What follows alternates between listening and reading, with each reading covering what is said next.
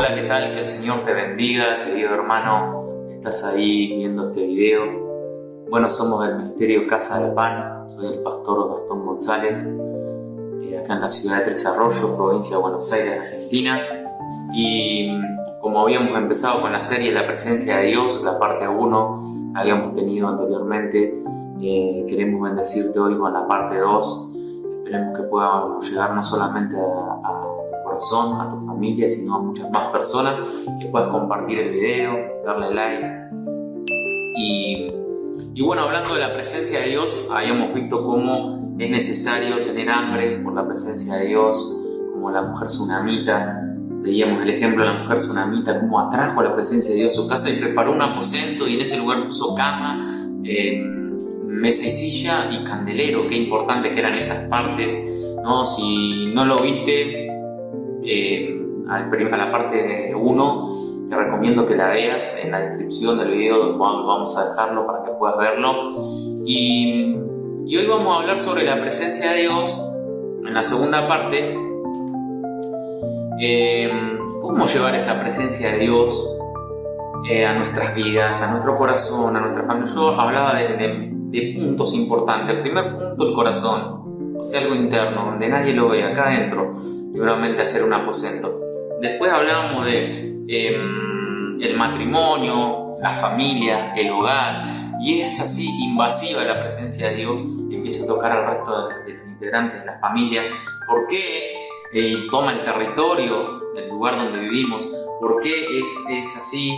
Lo vemos después que las personas empiezan a preguntarnos: te siento diferente, vos que estás más cerca de Dios, te dicen algunos, puedes orar por mí. Empiezan a sentir que hay algo diferente en tu casa, en tu corazón, en tu familia, en tu matrimonio. Entonces ese es el diseño, ¿no? Y hoy voy a compartir desde el libro 1 Samuel, es la primera cita bíblica, 1 Samuel, capítulo 6, versículo 1. Les quiero compartir 1 Samuel, capítulo 6, versículo 1 en adelante, una historia muy conocida, ¿no? David, el rey David, cuando toma los dominios en Israel, toma Jerusalén, toma diferentes territorios y es entronado como rey, empieza a ganar territorio, empieza a consolidar su reino. Una de las primeras decisiones que toma es llevar el arca de Dios a Jerusalén. ¿Por qué era tan importante? Porque el arca de Dios ahí estaba la presencia de Dios. Así era el diseño en la antigüedad, en el Antiguo Testamento, como lo quieramos llamar. Antes que viniera Cristo, en el arca era representación, ahí descendía la presencia de Dios. Entonces David estaba desesperado: quiero llevar la presencia a mi casa. Y esta es la pregunta: ¿cuántos quieren llevar la presencia de Dios a sus hogares? ¿Sí? Y bueno, acá vamos a ver que no es de cualquier manera, ¿no? Que hay una manera, y que así está escrita en las Escrituras, que así está revelada por Dios a través de las Escrituras, y es la manera correcta. Porque no solamente querer llevar la presencia a mi casa, a mi corazón, al hogar, llevar la revelación de Jesucristo, sino que de qué manera llevarlo. No es querer hacer las cosas bien solamente, sino es hacer las cosas bien. ¿Amén? Entonces, mirá, David intenta llevar el arca a Jerusalén. En el capítulo 6, versículo 1 dice: estuvo el arca de Jehová en tierra de los filisteos 7 meses. Y viendo un poco el contexto, que es como me gusta enseñar siempre, el pueblo de Israel salió a una guerra, llevó el arca, los hijos de Elí llevaron el arca a la guerra contra los filisteos y cayó la gloria de Israel, y los filisteos robaron el arca, se lo llevaron, estuvo 7 meses en la tierra de ellos, empezó a hacer estragos en la tierra de ellos, porque no era solamente, ellos se pensaban que solamente era oro, era una reliquia histórica, y era mucho más que eso, ¿no? Ahí estaba la presencia de Dios. La presencia de Dios estaba destruyendo a los enemigos del Señor. Amén. A los enemigos de Israel. Entonces ellos, desesperados, agarran y toman consejo de los sacerdotes. Ahora vamos a ver de los sacerdotes y adivinos, toman consejo y le dicen: miren, pónganlo en un carro nuevo, que sea tirado por vacas, y que las crías estén atrás. Bueno, de ellos le muestran todo un diseño para que como es los animales, esos llevaran el arca hacia Jerusalén, ¿no? Y así fueron dirigidos por animales en un carro nuevo hasta Jerusalén. Ese es el diseño filisteo, ¿verdad? Ahora vamos a ver cómo En el versículo 1, mira, dice: estuvo el arca de Jehová en tierra de los filisteos 7 meses. Entonces los filisteos, llamando a los sacerdotes y adivinos, preguntaron: ¿qué haremos del arca de Jehová? Hacernos saber de qué manera la hemos de volver a enviar a su lugar. Ellos dijeron: si enviáis el arca del Dios de Israel, no la envíes vacía, sino pagadle la expiación, entonces seréis sanos, conoceréis por qué no se apartó de vosotros su mano. Y ellos dijeron: ¿y qué será la expiación que le pagaremos? Ellos respondieron: conforme al número de los príncipes de los filisteos, 5 tumores de oro y 5 ratones de oro, porque una misma plaga ha afligido a todos vosotros y vuestros príncipes. Estaba haciendo estrago la presencia de Dios, se están manifestando los juicios de Dios, las plagas en ese lugar, porque la presencia de Dios, una de las cosas que hace es destruye a los enemigos del pueblo de Dios. Tremendo, por eso necesitamos el arca, necesitamos la presencia en nuestro hogar. Amén. Y miren lo que dice: haréis pues figuras de vuestros tumores y de vuestros ratones que destruyen la tierra, y daréis gloria al Dios de Israel. Quizá aliviará su mano de sobre vosotros y de sobre vuestros dioses y de sobre vuestra tierra. ¿Por qué endurecéis vuestro corazón como los egipcios y Faraón endurecieron su corazón? Después que los había tratado así, no lo dejaron ir y se fueron. Miren qué tremendo, ¿no? Los adivinos y los sacerdotes de los filisteos, que adoraban a otros dioses, a otras entidades espirituales, a otras deidades, ellos conocían la historia y decían: mirá, a los egipcios no les fue bien cuando endurecieron su corazón. Entonces nosotros tenemos que ser más inteligentes, tenemos que dejar ir el arca que porta la presencia de Dios. Los egipcios no la dejaron ir y mirá todas las cosas que le pasaron. Entonces dice: hacer pues ahora un carro nuevo. Esto es importante, la figura, un carro nuevo. Miren cómo ellos los envían el arca a Israel. Y tomad luego 2 vacas que críen, a las cuales no haya sido puesto yugo, y uncid las vacas al carro, y haced volver sus becerros de detrás de ellas a casa. Ahí está: tomaréis luego el arca de Jehová y la pondréis sobre el carro, y las joyas de oro que le habéis de pagar en ofrenda por la culpa, las pondréis en una caja al lado de ella, y la dejaréis que se vaya. Y observaréis si sube por el camino de su tierra a Bet-Semes. Él nos ha hecho este mal tan grande, y si no, sabremos que no es su mano lo que nos ha herido, sino que esto ocurrió por accidente. Y aquellos hombres lo hicieron así, tomando 2 vacas que criaban, la uncieron al carro y encerraron en casa sus becerros. Luego pusieron el arca de Jehová sobre el carro y la caja con los ratones de oro y las figuras de sus tumores, y las vacas se encaminaron por el camino de Bet-Semes y seguían camino recto, andando y bramando, sin apartarse ni a derecha ni a izquierda, y los príncipes de los filisteos fueron tras ellas hasta el límite de Bet-Semes. Acá esto es importante, ¿no? Porque el arca es figura de la presencia de Dios. Ese era el lugar físico donde Dios decidió manifestar su presencia. Así es el diseño de Dios, en el arca. Después, bueno, en la parte 3 vamos a ver tremendo cómo hoy en día, ¿dónde está el arca? Hoy hay película, hoy se piensa, dice, ¿dónde está el arca? ¿No? El arca de la unción, y buscan el arca por todos lados. Nosotros vamos a ver a través de la Biblia por revelación qué representa hoy al arca de Dios, dónde está la presencia de Dios. ¿Sí? Y fíjense, por eso la decisión de David de llevar el arca a Jerusalén era una decisión muy sabia. ¿Quién no quiere llevar la presencia a su hogar? Es más, hay algo tremendo acá en el diseño del arca y en este tiempo, que David dice que le prepara una tienda. Y fíjense que hubo tres tabernáculos importantes en la Biblia. El tabernáculo de Moisés, importantísimo porque él recibió un diseño en el monte. El otro día algo veíamos de eso. Después tenemos el tabernáculo de David, que es una tiendita que le hacía David porque Dios no le permitió crear el templo, ¿no? Dice: no, derramaste mucha sangre y lo va a hacer tu hijo, y ahí va a descender mi presencia.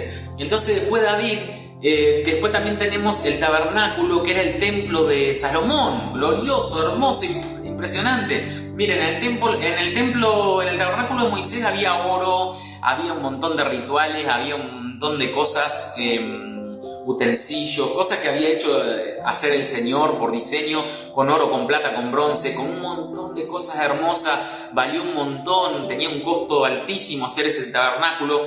Y después por otro lado tenemos el templo de Salomón, en gloria impresionante, traían madera de otros lugares, oro, de todo lo mejor, incluso los sacrificios que se hicieron fueron de miles y miles y miles de víctimas de animales para consagrar el templo, descendió la presencia. Esos dos tabernáculos fueron gloriosos, tremendo, pero aún así dice la palabra de uno de los profetas menores, dice: en aquel tiempo yo restauraré el tabernáculo caído de David. Oh, Dios puso su corazón y su mirada en el tabernáculo que hizo David. ¿Cuál fue el tabernáculo que hizo David? Solamente una tienda, porque lo que más importa no es el lugar físico, sino el corazón. Lo que hablábamos el otro día, preparar el corazón, preparar el aposento. David y su corazón eran un aposento donde descansaba la presencia. Por eso dice el Señor: yo quiero restaurar esa adoración, la adoración que sale del corazón, la adoración íntima. Por eso cuando Jesús habla con la mujer samaritana, le dice: ustedes dicen que se adora en el monte, nosotros en el templo, pero la verdad es que el Padre anda buscando verdaderos adoradores que le adoren en espíritu y en verdad. El tabernáculo caído de David, la adoración que Dios demanda, que Dios anhela, que salga del corazón, que le hagamos un aposento en lo íntimo. Él quiere habitar, quiere poner su presencia en lo íntimo a nuestro corazón. Entonces vamos a seguir un poquito, porque es una decisión muy sabia. David quería dice: voy a llevar el arca a Jerusalén, vamos a hacer, nadie nos va a poder hacer frente todos los días de nuestra vida, como dice la presencia, dice la palabra, ¿verdad? ¿Quién no quiere tener la presencia de Dios en su hogar? Todos queremos hacer partícipe al Señor de todo lo que hacemos, que Él esté en nuestra casa, en nuestro hogar, con nuestros hijos, con nuestro esposo, que tome posesión. ¡Wow! Que se manifieste la presencia y la gloria de Dios. Eso es tremendo. Pero fíjense, lo que leíamos recién es que los filisteos, cuando llevaron el arca a Jerusalén, la dejaron en un lugar, la arca la guardaron ahí hasta el tiempo de David, y David ahí la quiere llevar a Jerusalén, ¿sí? Ese es el contexto. Pero dice que ellos, para mandar, hicieron un diseño. ¿Cómo la mandamos? ¿Consultaron a quién? A sacerdotes y adivinos. En el versículo 7 creo que es,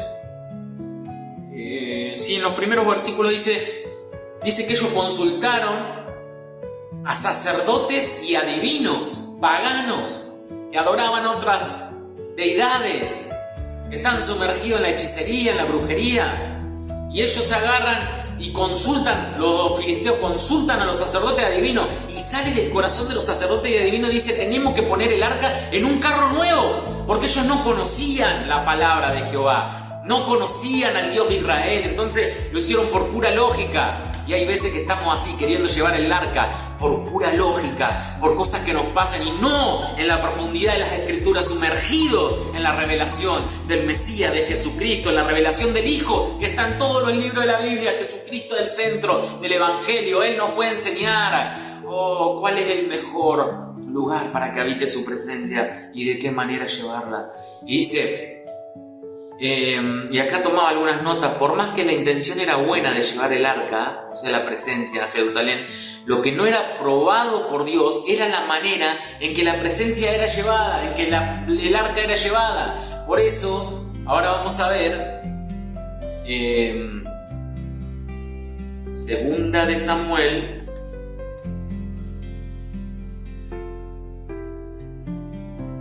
capítulo 6 también. David intenta llevar el arca a Jerusalén, y ahora vamos a ver qué es lo que le pasa al rey y a todo el pueblo. La intención era buena, pero la manera no era la correcta. Por eso que no basta con tener intenciones, sino que hacer las cosas de la manera correcta, como dice la palabra de Dios. David volvió a reunir a todos los escogidos de Israel, 30.000, y se levantó David y partió de Balá, de Judá, con todo el pueblo que tenía consigo, para hacer pasar de allí el arca de Dios, sobre la cual era invocado el nombre de Jehová de los ejércitos, que mora entre los querubines. Pusieron el arca de Dios sobre un carro nuevo. Copian el diseño de los filisteos. Él había oído: mira, los filisteos la trajeron con un carro nuevo. Y en vez de meterse con la palabra, hermano, la adoración correcta sale de la palabra. No se puede separar lo que es adoración oración y meditación de la palabra son un uno completo. No se puede separar. Si no tenemos conocimiento de la palabra, pero conocimiento espiritual, el que sale del corazón, donde está la fe. Es el conocimiento oculto que habla 1 Corintios capítulo 2. Cosas que ojo no vio, ni oído yo, ni han subido al corazón de hombre. Son las que Dios tiene preparado para los que le aman. La adoración tiene que ver con amar a Dios, tiene que ver con preparar un aposento y que descanse su presencia en nosotros. La presencia empieza a sacar de dentro de nuestro corazón sabiduría de Dios, fe. Nos da sabiduría para no errar al blanco. No basta tener intenciones, sino que basta hacer las cosas de la manera correcta, como dice la palabra. Entonces David copia ese sistema que había salido, imagínense, de adivinos y de sacerdotes paganos. De ahí había salido ese diseño y David copia ese diseño. No tenía malas intenciones, pero lo copia, así le enseñaron. Pusieron el arca de Dios sobre un carro nuevo y la llevaron de la casa de Abinadab, que estaba en el collado, y Usa y Ahío, hijos de Abinadab, guiaban el carro nuevo, y cuando lo llevaban de la casa de Abinadab, que estaba en el collado con el arca de Dios, Ahío iba delante del arca, y David y toda la casa de Israel danzaban delante de Jehová con toda clase de instrumentos de madera, de haya, con arpas, salterios y panderos, flautas y címbalos. Cuando llegaron a la era de Nacón, Usa extendió su mano al arca de Dios y la sostuvo porque los bueyes tropezaban. Y el furor de Jehová se encendió contra Usa y lo hirió allí Dios por aquella temeridad y cayó allí muerto junto al arca de Dios. Y se entristeció David por haber herido Jehová a Usa y fue llamado a aquel lugar Pérez Usa hasta hoy. Y temiendo David a Jehová aquel día, dijo: ¿cómo ha de venir a mí el arca de Jehová? De modo que David no quiso traer para sí el arca de Jehová a la ciudad de David, y la hizo llevar David a la casa de Obed-edom Geteo, y estuvo el arca de Jehová en casa de Obed-edom Geteo 3 meses, y bendijo Jehová a Obed-edom y a toda su casa. Tremendo, por causa de la presencia de Dios fue bendecida la casa de este hombre. Miren qué importante que tiene que ver con los diseños, ¿no? Estaba el diseño filisteo que había salido de la mente y del corazón de los sacerdotes y adivinos, de los hechiceros encantadores que ellos tenían. De ahí sacaron este diseño y dijeron esos sacerdotes y adivinos, dijeron: hay que llevar el arca en un carro nuevo. Y David copia ese diseño. Y hoy tenemos, no hay que hablar de nadie, ¿no? Pero hoy tenemos esa tendencia como iglesia de copiar. No, porque ahora se está haciendo así, vamos todos a hacer así. No, porque ahora... ¿Y de dónde salió ese diseño? Por eso que la presencia no se termina de establecer. Porque no lo hacemos conforme a la palabra, sino lo hacemos conforme a algo que está hablando otra persona y copiamos el diseño. Y dale y copiamos lo que está hablando otra persona. Y yo te digo, metete con la revelación de las escrituras, la revelación de la palabra, porque ahí vas a recibir lo puro, lo que sale del corazón de Dios, lo que agrada a Dios. Por eso que hoy se hacen muchas cosas que por ahí no agradan a Dios y por eso no funcionan. Por más que la intención era buena, llevar el arca a la presencia a Jerusalén, lo que no era aprobado por Dios era la manera, el diseño, porque había salido de los filisteos. La presencia debía ser llevada conforme a las escrituras y no conforme a la manera y el diseño filisteo. ¿Cómo va a venir el arca de Jehová a mí?, dijo David, ¿verdad? Vamos a probar, vamos a mandarla a la casa de Obed-edom. ¡Wow! Y Dios prosperó todo la casa de Obed-edom. Y Obed-edom es un extranjero. David pensaría: bueno, acá revienta Obed-edom, acá se termina Obed-edom, total no es del pueblo de Israel, y resulta que el arca sí funciona, la presencia sí funciona, bendice todo. Cuando se honra en la presencia de Dios, Dios honra a los que le honran, como hablábamos el otro día. Impresionante como la presencia prosperó todo lo que estaba en la casa de Obed-edom. La prosperidad de Dios tiene que ver con tener paz, plenitud y gozo en medio de cualquier circunstancia, y que todo sea prosperado desde el área sentimental, el área espiritual, el área económica, todas las áreas integral. La prosperidad tiene que ver con todo un sistema integral de nuestras vidas. Amén. Y miren lo que dice Primera de Crónicas, capítulo 15. Esto es buenísimo porque estamos yendo a través de las Escrituras, te estoy dando versículos clave para entender que las cosas no las tenemos que hacer porque tenemos buenas intenciones, sino las que tenemos que hacer conforme al mandamiento, conforme a lo que dicen las Escrituras. Muchas veces hay buenas intenciones, pero no hay revelación, no hay sabiduría. Entonces, Primera de Crónicas, capítulo 15, versículo 12 al 15 dice: y les dijo... Mirá, después que pasaron de esos 3 meses, David se entera que en la casa de Obed cayó la presencia y tremendo como Dios prosperó todo. Dice David: eso es lo que quiero para mi casa, eso es lo que quiero para mi reino, nadie me podrá hacer frente. Amén. Entonces, cuando David escucha eso, dice: no, la arca la tenemos que traer para acá. Y empieza, yo me lo imagino a David leyendo las Escrituras y buscando, ¿por qué nos pasa esto? Consultando a Dios, ayunando, orando. Eso es lo que tenemos que hacer como iglesia, tomar la responsabilidad y no repetir a veces como logro lo que se habla en otro lugar, sino que buscar, poner el corazón y que el Espíritu Santo traiga la verdad, porque dice las Escrituras, ¿saben lo que dice? Que el Espíritu de verdad nos guiará toda verdad y nos hará saber las cosas que habrán de venir. Amén. Entonces se trata de comunicarnos. Un abismo llama a otro, la voz de tu cascada. El Salmo 42 tiene que ver con conectarse el corazón de Dios con el corazón de su iglesia, con nuestro corazón. Hay veces que queremos hacer las cosas de Dios, pero no queremos estar a solas con Jesucristo y que nos revele, que nos traiga inspiración divina. 15, de 12 al 15 dice: y les dijo: vosotros que sois los principales padres de la familia de los levitas, santificaos vosotros y vuestros hermanos, y pasad el arca de Jehová, Dios de Israel, al lugar que le he preparado.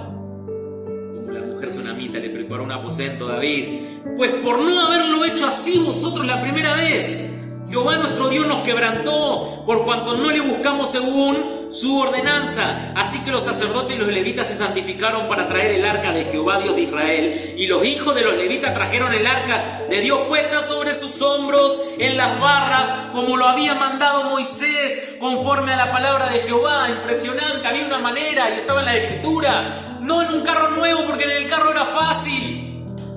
Era fácil. Pero el arca en los hombros pesa. Es pesada, hay un precio que pagar. Hay un precio que pagar. Las olivas, para haber aceite puro, las olivas tienen que ser machacadas. Es el quebranto, el Getsemaní que todos tenemos que pasar. Sin eso no hay unción, no hay presencia. Sin eso no hay aceite. El arca correctamente es según el mandamiento que está en la palabra de Dios. Hay que traerla en los hombros y pesa.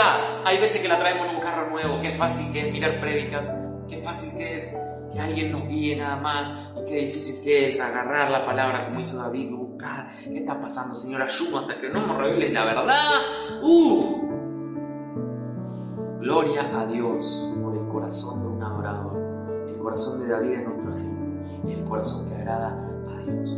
Amén. La presencia de Dios se trae. Mirá, el arca se debe traer en los hombros de los levitas conforme a la ordenanza que está en la ley de Moisés. La presencia de Dios se trae a nuestras vidas conforme al diseño que encontramos en la palabra de Dios. Siempre Dios respeta su palabra. Dios siempre respeta sus diseños. En la escuela bíblica Éfrata, que se las recomiendo para el que la quiera hacer, se puede comunicar con nosotros. También en la descripción están los modos de contacto. En la escuela bíblica Éfrata enseñamos sobre los diseños de Dios, por ejemplo el diseño familiar. Fíjense que cuando Eva transgrede los límites en el huerto del Edén y peca, Dios viene y no habla con Eva. Dios agarra y lo va a buscar a Adán, porque dice la palabra que el hombre es cabeza de su hogar, es el responsable. Entonces Dios va y respeta su diseño, va y habla con Adán. Lo mismo pasa en el tiempo de Acab y de Jezabel. Dios no la reprende a Jezabel, va y reprende a Acab. Dios respeta sus diseños. Lo que dice la palabra, que la mujer es ayuda idónea y que la mujer es la mujer virtuosa. Y eso tiene una explicación muy muy profunda. Les recomiendo la escuela, que la pueden hacer, unirse a nosotros. Pero esto aparte, por lo que quiero explicar, que Dios respeta sus diseños. Y si el arca había que ser llevada en los hombros de los levitas, así es la ordenanza y Dios la va a respetar porque sus diseños son eternos. Amén. Y nosotros tenemos que, por eso tenemos la responsabilidad de escudriñar las Escrituras. Dice la palabra Josué 1:8 que si meditamos en la palabra de Dios de día y de noche, haremos prosperar nuestros caminos y todo nos saldrá bien. Amén. Otro punto, el arca en un carro nuevo representa las fuerzas humanas y los diseños de los hombres, pero traer el arca en los hombros, como lo debían hacer los levitas, es la manera correcta conforme a la palabra de Dios. Hay veces que hay muchos diseños de hombres, fuerzas humanas, estrategias, a ver cómo podemos llegar acá, a ver cómo podemos llegar a esto otro, pero cuando está la presencia es invasiva, empieza a desbordar. Por eso mi copa está rebosando, unge mi cabeza con aceite y mi copa está rebosando. Cuando rebosa, empieza a tocar a todo lo que tenemos alrededor y empieza a invadir. Lo que necesitamos es la presencia de Dios conforme al mandamiento, cargarla de los hombros, buscar a Dios de todo corazón. Dios todavía busca corazones de los hombres, busca corazones.